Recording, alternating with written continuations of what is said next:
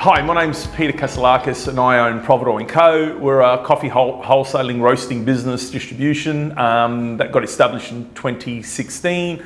Been around for just over 8 years now, working within the coffee industry. And myself, been in the industry for over 25 years, working for big multinational companies and other coffee brands as associated within the industry.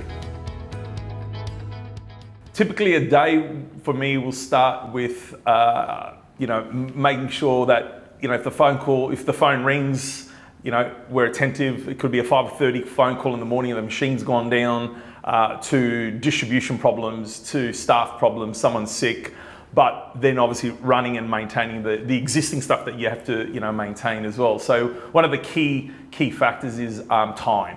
And that's where a lot of these places, or a lot of these cafes or coffee roasters really need to be, attentive to our customers. So basically, we're on the phone, we return calls, we return emails. The biggest pet hate from cafe owners is, no one being on the end of that call or an email and being able to support their needs. And that's where obviously small business, we can do that.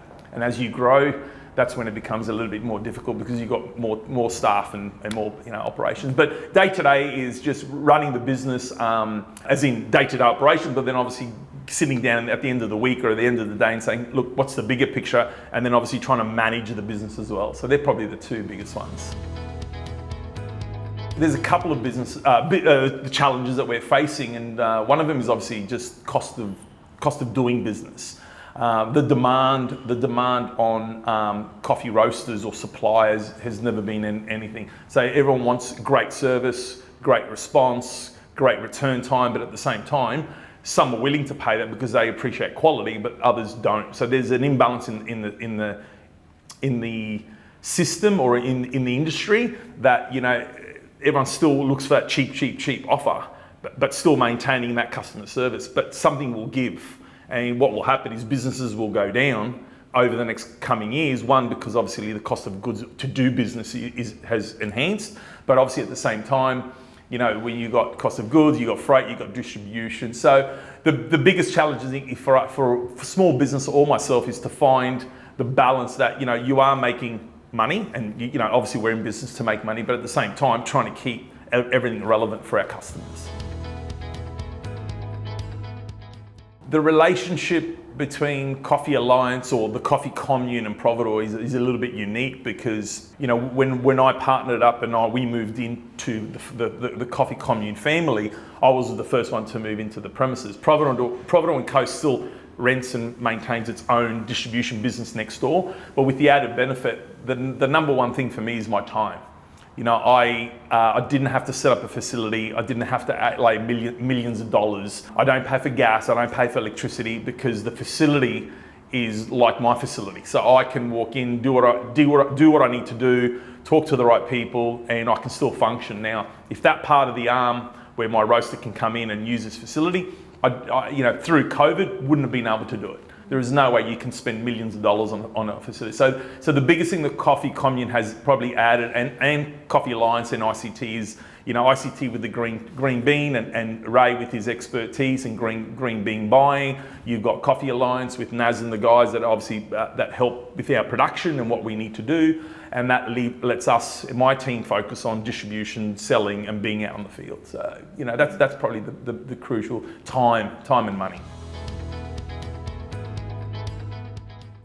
Look, it's a little bit confusing at the beginning to understand what the Coffee Commune resembles, and I think moving into its third year, a lot more people are understanding that. But I think the biggest thing that people need to understand is that there's three companies in one. There's the Coffee Commune as the membership, the partnership, the ICT, which is the green bean wholesale business, and Coffee Alliance, which is basically a contract roaster facility, or it's a facility that can be used. The biggest thing is that you can walk in, you can buy green beans, you can bring your own green beans, you can bring your own boxes in, your roaster will come, he can roast under the guidance of the guys here. You can roast the coffee, you can pack it yourself, you can bring your own bags in, or you can purchase it from here. So the ability to have all that under one roof, it's basically a game changer for what the industry can do. So you can be an independent that is roasting, that wants to learn how to roast, you can do it, or you can have 5 cafes and roast your own.